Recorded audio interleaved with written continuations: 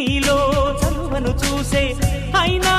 ఇంకా ఏదో అడిగే అత్యాశ వెళ్ళు వంటి నీ స్నేహం నన్ను అల్లినా వెన్నెలంటి నీ నవ్వుల్లో చెంపగిల్లినా